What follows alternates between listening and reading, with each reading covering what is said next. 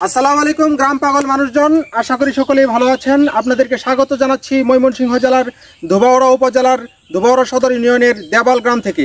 আজ আমি দেবাল গ্রামের আনাচে কানাচে ঘুরে বেড়াবো, নিজে দেখবো এবং আপনাদেরকে দেখাবো দেবাল গ্রামের প্রাকৃতিক সৌন্দর্য। সব বন্ধুরা আমার সাথে উপভোগ করতে থাকুন দেবাল গ্রামের প্রাকৃতিক সৌন্দর্য। আসসালামু আলাইকুম ভাই, ভালো আছেন? ওয়ালাইকুম সালাম। আপনি ভালো আছেন তো? হ্যাঁ আমি ভালো আছি। আপনার নাম কি? মোহাম্মদ মাইনুদ্দিন। এই গ্রামের নাম কি? দেবাল। দেবাল। আপনি কি এই গ্রামে বসবাস করেন? জি। এই গ্রামে কত বছর যাবত বসবাস করেন? আমার জন্মকর্ম এই দেশ আজকে 40 বছর ধরে আমি। তারপরে আপনার বাপ দাদারা? তারা বাড়ি গফরগাঁও আছেন। ও, গফরগাঁও থেকে আসছেন। আপনাদের গ্রামে প্রধান ফসল কি? বুড়ো ধান। হ্যাঁ ধান। ধান কেমন হয়েছে? আল্লাহ দিলে মোটামুটি ভালো। গত সিজনে ধান কেমন হয়েছিল? গত সিজনে এবার ধান ভালো দেখা যাইতেছে বেশি। কিছুদিন আগে যে বন্যা হয়েছিল, বন্যার সময় কি আপনাদের ক্ষতি হয়েছে? না জি না, এই সাইডে ক্ষতি হয়েছে না? না ক্ষতি হয়েছে। আচ্ছা, ধন্যবাদ আপনাকে আমার ভিডিওতে সময় দেওয়ার জন্য। জি। ময়মনসিংহ জেলার ধোবাউড়া উপজেলা থেকে প্রায় 5 কিলোমিটার উত্তর পশ্চিম দিকে অবস্থিত সবুজ ধানক্ষেত এবং প্রকৃতি ঘেরা এই গ্রামের নাম হচ্ছে দেবাল। কৃষিজীবীরাই কৃষিপ্রধান এই গ্রামের মূল বাসিন্দা। এই এলাকার প্রধান ফসল হচ্ছে ধান। ধানের পাশাপাশি আরও রকমারি শাকসবজি এবং ফল ফলাদির চাষ হয়ে থাকে এই গ্রামে। ধোবাউড়া ইউনিয়নের 26টি গ্রামের মধ্যে এই গ্রাম হচ্ছে একটি গ্রাম। ষড়ঋতু দেশ আমাদের বাংলাদেশ।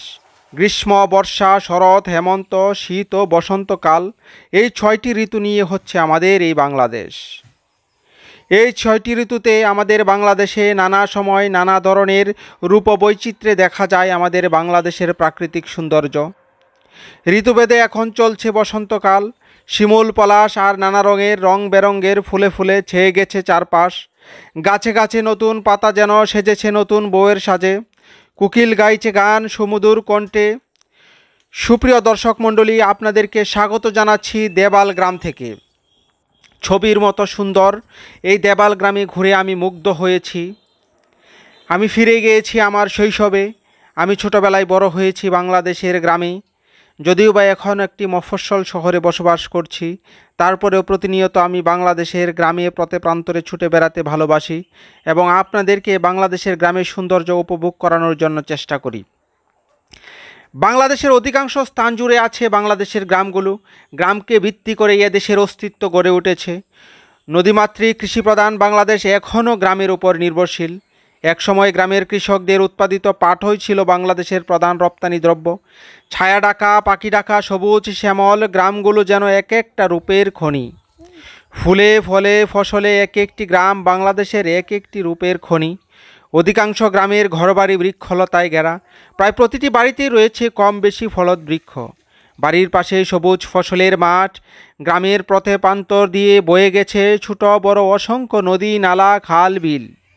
এসব নদী, নালা, খাল, বিলে ফুটে থাকে অসংখ্য বাহারি পদ্ম ফুল এবং শাপলা ফুল। খালে বিলে নদীতে চলে ছোট বড় অসংখ্য নৌকা। নিচু এলাকায় এখনও নৌকায় প্রধান বাহন। তবে এখন আমি যেই অঞ্চলে ঘুরে বেড়াচ্ছি, দেবাল গ্রাম, ধোবাউড়া ইউনিয়নের দেবাল গ্রাম, এটা হচ্ছে অনেকটা উঁচু জায়গা।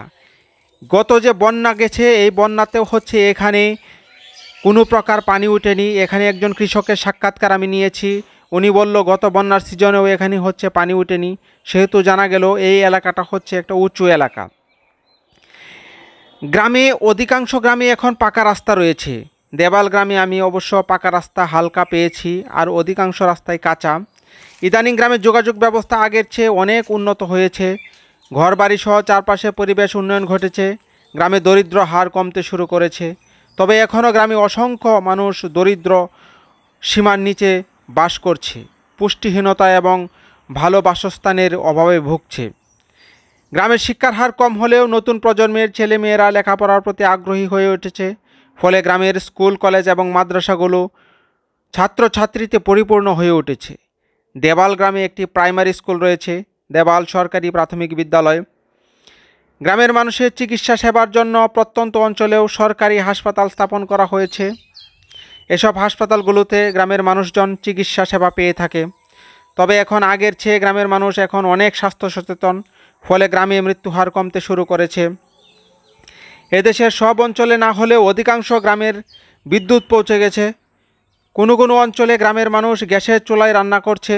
শহরের তুলনায় বাংলাদেশের গ্রামগুলো পিছিয়ে থাকলেও আগের তুলনায় বর্তমানে বাংলাদেশের গ্রামগুলো ধীরে ধীরে উন্নত হচ্ছে। আমি ঘুরি সারা বাংলাদেশের সকল গ্রাম, কারণ আমি গ্রামকে ভালোবাসি। আমার জন্ম হয়েছে গ্রামে, আমার বেড়ে ওঠা গ্রামে, এজন্য গ্রামকে আমি আমার মায়ের মতো ভালোবাসি। বাংলাদেশের প্রত্যেকটা গ্রামে ঘুরে বেড়ানোই হচ্ছে আমার শখ। যেহেতু সাধ্যের মধ্যে আমি থাকি ধোবাউড়াতে, ধোবাউড়া উপজেলাকে আমার রিপ্রেজেন্ট করা হচ্ছে আমার প্রধান মূল উদ্দেশ্য। আমি যখন চাকরি করি হবিগঞ্জে, তখন হচ্ছে মানুষ জিজ্ঞেস করে আপনার বাড়ি কোথায়, তখন আমি বলি আমার বাড়ি হচ্ছে ধোবাউড়া। তখন তারা ধোবাউড়া চিনে না, তখন তাদেরকে পরিচয় করায় দিতে হয় হালুয়াঘাটের পাশে ধোবাউড়া বা দুর্গাপুরের পাশে ধোবাউড়া। তারপর থেকে হচ্ছে আমি মনে মনে চিন্তা করেছি আমি আমার ধোবাউড়া উপজেলাকে কিভাবে বাংলাদেশের বুকে পরিচিত করব, বিশ্বের বুকে পরিচিত করব, ইন্টারনেটে তুলে ধরবো ধোবাউড়াকে। তখন থেকে হচ্ছে আমি প্ল্যান করেছি ধোবাউড়া উপজেলার যতগুলা গ্রাম আছে প্রত্যেকটা গ্রামই হচ্ছে আমি ইউটিউবে ফেসবুকে আপলোড দেব, যেন মানুষ গুগলে সার্চ করলে পেয়ে যায় যে ধোবাউড়া গ্রামটা কেমন, ধোবাউড়া অঞ্চলের প্রত্যেকটা গ্রাম কেমন। আর যারা হচ্ছে বাংলাদেশের লোক বিদেশে থাকে, অধিকাংশ মানুষ দেবাল গ্রামেরও লোক বিদেশে আছে, তারা যেন সার্চ করলে পায়, নিজের গ্রামটা দেখতে পারে। এই জন্যই হচ্ছে আমার এই উদ্যোগ। আমি হচ্ছে সারা বাংলাদেশ ঘুরে ঘুরে বাংলাদেশের বিভিন্ন গ্রামের প্রাকৃতিক সৌন্দর্য নিয়ে ভিডিও তৈরি করি এবং আপলোড করি। অবশ্যই আমার ভিডিওটি যদি আপনাদের ভালো লাগে থাকে, অবশ্যই আমার ভিডিওতে একটি লাইক করবেন, কমেন্ট করবেন, শেয়ার করবেন, তাহলে হচ্ছে আমি আরও সামনে এগিয়ে যেতে পারবো ইনশাআল্লাহ। আমি হচ্ছে দেবাল গ্রামে ঘুরে বেড়াচ্ছি এবং আপনাদেরকে দেবাল গ্রামের প্রাকৃতিক সৌন্দর্য দেখানোর জন্য চেষ্টা করছি। দেবাল গ্রামে ঢোকার জন্য হচ্ছে দুই দিক দিয়ে রাস্তা আছে। ধোবাউড়া থেকে ঘোষগাঁও যাওয়ার যে মেইন রোড আছে, সেই মেইন রোড থেকে হচ্ছে দুই দিক দিয়ে রাস্তা আছে। একটা রাস্তা হচ্ছে হাজংপাড়া বাজারের ভিতর দিয়ে একটা রাস্তা, আর একটা রাস্তা হচ্ছে শিলকোনা, একটা মোড় আছে চৌরাস্তা, শিলকোনা কমিউনিটি ক্লিনিক, সেই কমিউনিটি ক্লিনিকের সামনে দিয়ে একটা রাস্তা পশ্চিম দিকে চলে গেছে, সেই রাস্তা দিকে আপনারা দেবাল গ্রামে ঢুকতে পারবেন। আর দেবাল গ্রামের সম্পর্কে আমি কিছু তথ্য দিচ্ছি। তথ্যটা হচ্ছে দেবাল গ্রামে হচ্ছে দুই ধর্মের লোকজন বসবাস করে, ইসলাম ধর্মের লোকজন বসবাস করে এবং হচ্ছে খ্রিস্টান ধর্মাবলম্বী গারো আদিবাসী লোকজন হচ্ছে দেবাল গ্রামে বসবাস করে। এই দুই ধর্মের লোকজন হচ্ছে দেবাল গ্রামে খুব সুন্দরভাবে মিলেমিশে একত্রে বসবাস করে। দেখতে পাচ্ছেন গ্রামের দোকান, এসব গ্রামের দোকানগুলো থেকে হচ্ছে মানুষের দৈনন্দিন চাহিদা পূরণ হয়। এটা হচ্ছে দেবাল গ্রামের একটি মসজিদ। দেবাল গ্রামের মসজিদটি অনেক সুন্দর এবং প্রাকৃতিক সুন্দর পরিবেশের মধ্যে তৈরি। আর আমি লক্ষ্য করেছি দেবাল গ্রামে অসংখ্য তাল গাছ, খেজুর গাছ, নারকেল গাছ, এই ধরনের গাছ রয়েছে। আর দেবাল গ্রামটা হচ্ছে একটা কান্দা প্রকৃতির গ্রাম, মানে উঁচু গ্রাম, উঁচু জায়গা। কারণ হচ্ছে আমি এখানে একজন কৃষকের সাক্ষাৎকার নিয়েছিলাম। তখন কৃষকের যখন সাক্ষাৎকার নিই, তখন কৃষককে জিজ্ঞেস করলাম আর কি আপনাদের এলাকায় কি বন্যা হয়। তিনি বললে বন্যা হয় না। এই জন্য বললাম যে জায়গাটা উঁচু জায়গা। আর এটা হচ্ছে দেবাল সরকারি প্রাথমিক বিদ্যালয়। দেবাল সরকারি প্রাথমিক বিদ্যালয় হচ্ছে দেবাল গ্রামের ছোট্ট ছোট্ট ছেলে মেয়েরা হচ্ছে এই দেবাল সরকারি প্রাথমিক বিদ্যালয়ে পড়াশোনা করে। দেবাল সরকারি প্রাথমিক বিদ্যালয়ের পরিবেশটা অনেক সুন্দর পরিবেশ। দেবাল সরকারি প্রাথমিক বিদ্যালয়ে একটি ছোট্ট শহীদ মিনার রয়েছে, রয়েছে টিউবওয়েল। দেবাল সরকারি প্রাথমিক বিদ্যালয় 1990 সালে স্থাপিত হয়েছে। এটা হচ্ছে ময়মনসিংহ জেলার ধোবাউড়া উপজেলার ধোবাউড়া সদর ইউনিয়নের দেবাল গ্রাম। আর দেবাল গ্রামের পার্শ্ববর্তী গ্রাম হচ্ছে হাজংপাড়া গ্রাম, শিলকোনা গ্রাম আর হচ্ছে ঘোষগাঁও ইউনিয়ন। দেবাল গ্রাম। আসসালামু আলাইকুম আঙ্কেল, ভালো আছেন? সদর ইউনিয়নের সর্বোত্তর। আপনার নাম কি? মোহাম্মদ তমিউদ্দিন। এই গ্রামের নাম কি? দেবাল। দেবাল। আপনি এই গ্রামে কত বছর যাবত বসবাস করেন? জন্মের পর থেকে 54 বছর। 54 বছর। আপনার বাপ দাদারাও কি এই গ্রামেরই বাসিন্দা? হ্যাঁ। তারাও কি এই গ্রামে বসবাস করতো? তোমার দাদা আরেক জায়গার। কোন জায়গা থেকে? বাবার জায়গার। কোন জায়গা থেকে আসছিলেন ওনারা? এটা উনিরা কইতে পারবো। ও, বলতে পারেন না। এটা কি আপনার দোকান, গ্রামের দোকান? কেমন চলে দোকান? মোটামুটি। মোটামুটি। আচ্ছা, ধন্যবাদ আপনাকে। আমি বাংলাদেশের প্রত্যেকটি গ্রামে এভাবেই ঘুরে বেড়াই এবং চষে বেড়াই। গ্রামের মানুষদের সাথে অন্তরে অন্তঃস্থল মিশে যেতে চাই। গ্রামে যেখানেই গ্রামের মানুষজন পাই তাদেরকে সাক্ষাৎকার নেওয়ার জন্য চেষ্টা করি। অনেক মানুষই হচ্ছে সাক্ষাৎকার দেয়, আবার অনেকেই হচ্ছে সাক্ষাৎকার দেয় না। এখানে ঘুরতে ঘুরতে একটা জায়গায় আমি হঠাৎ করে দাঁড়িয়ে পড়লাম। দেখলাম একটা সাইনবোর্ডের মধ্যে লেখা হচ্ছে ফিরোজা গার্ডেন। আশেপাশে লক্ষ্য করলাম কোথায়, আমি তো কোনো গার্ডেন দেখি না। তখন রাস্তা যে লোকজন যায় তাদেরকে আমি জিজ্ঞেস করি, ভাই এখানে ফিরোজা গার্ডেন লেখা কেন?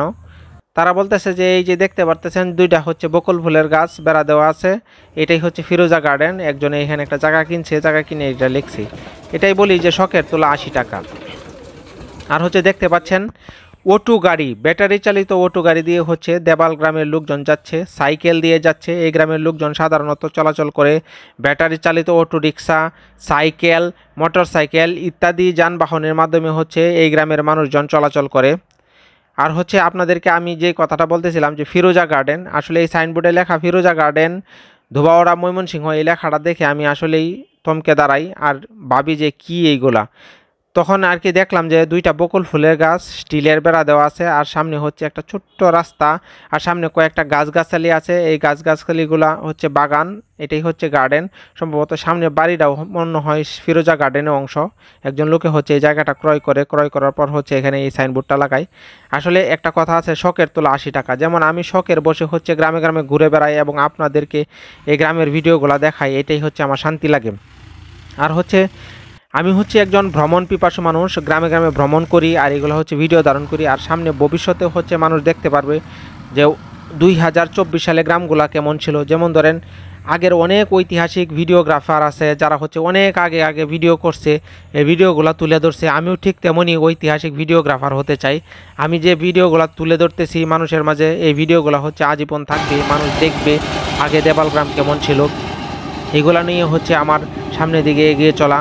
অবশ্যই আমার ভিডিওটি যদি ভালো লাগে অবশ্যই আমার ভিডিওতে একটা লাইক করবেন, কমেন্ট করবেন, শেয়ার করবেন। ধন্যবাদ সকলকে, সবাই ভালো থাকবেন। আল্লাহ হাফেজ, আসসালামু আলাইকুম।